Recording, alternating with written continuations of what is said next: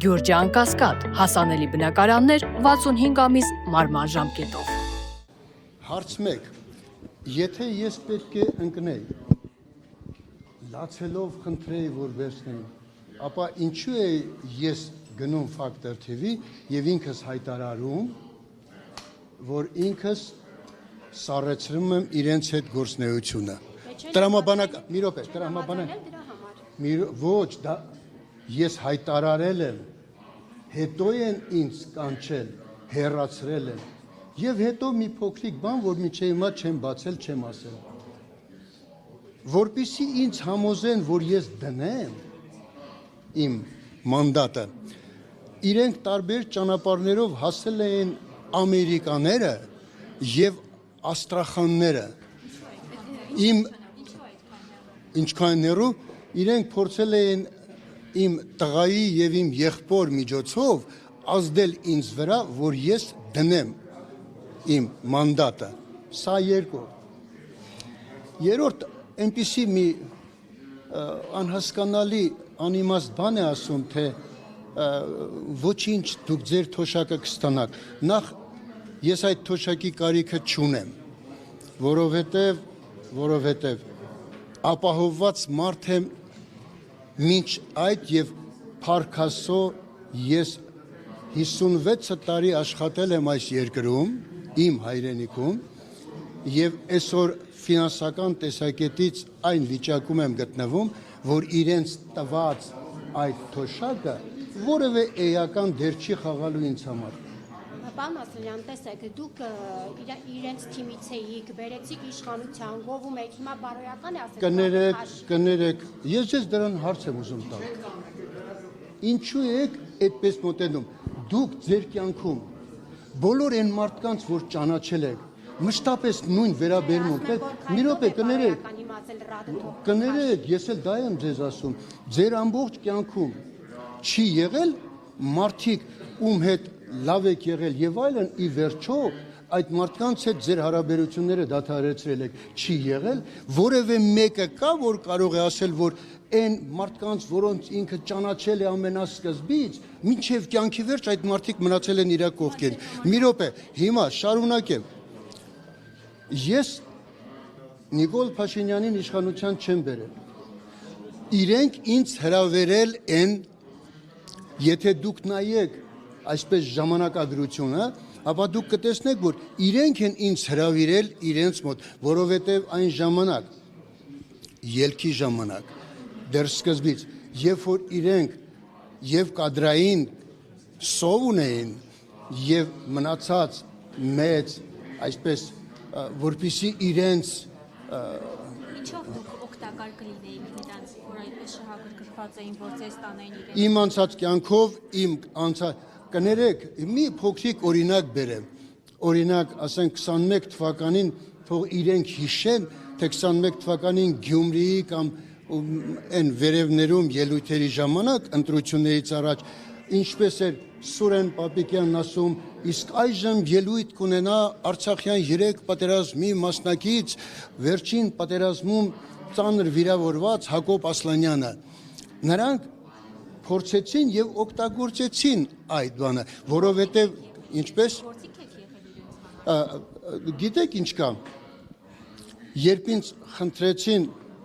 առաջարկեցին, որ ես իրենց հետ լինեմ, քանի որ իրավիճակը այդ ժամանակահատվածում այնպիսին էր, որ եւ իմ եւ շատ շատերի մտքում միայն մի բան կար,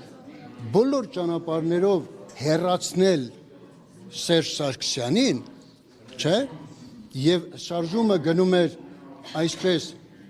քայլ արա, մերժիր Սերժին։ Ես մի առիթով մի բան եմ ասել, հետագայում իհարկե, մի հետաքրքիր բան։ Օրինակ ես ասի, գիտեք, երբ որ ինձ ասցին, ինչու դուք հանկարծ նաեւ այսպես եք խոսում, ես ասացի հետեւյալը. Սիրելիներս, դուք երբևէ մտածել եք, ինչու ամենասկզբում ասվում էր քայլ արա, մերժիր Սերժին, չէր ասվում քայլ արա, մերժիր Սերժին, ընտրուր Նիկոլին։ Եթե այդպես ասվեր, գիտեք ինչ կլիներ, շատ ու շատ մարդիկ հենց այն ժամանակ չէին ընտրի Նիկոլին եւ չէր ստացվի այն ինչա կար։ Հենց սկզբից էր խապկանքը դրված եւ կներեք, քանի որ մենք ամբողջ ժողովրդով հսկայական քանակությամբ միայն մի երազանք ունենք, մենք գնում էինք ընդդեմ եւ ոչ թե հանուն։ Մենք գնացինք ընդդեմ Սերժին, քայլ արեցինք, մերժեցինք Սերժին։ Ինչպես։ Քայլ արեցիք։ Ես շատ ուրախ եմ իմ անցած ճանապարհով, նույնիսկ իմ սխալներով։ Հասկացաք, փոշմանելս ո՞րն է։ Պարոն Ասանյան, Ես հաջորդ օրը կներեք, ես հաջորդ իսկ օրը երբ հարցազրույց տվեցի, ես ասացի, ես ԿՊ-ից շնորհակալ եմ այն բանի համար, որ իրենք Ասլանյանին վերադարձրել են Ասլանյանին։ բայց ես վիրավորեցին, ասեցին ռադ եղեք, ռադ կլինեիք, ասեցին, որ դուք լացել եք համապատասխան նիստի։ Ծայրից ծայր սուտ է։ Չկա այդպիսի բան։ Ես լաց լինեմ, կներեք։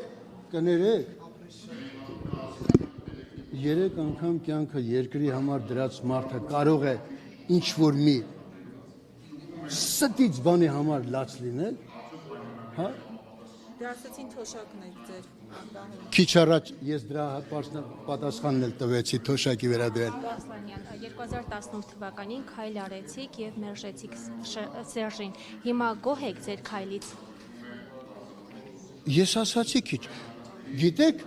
մեզանից յուրաքանչյուրը իրավունք ունի սխալվելու, բայց ես ասացի, մենք բոլորս մարդ ենք։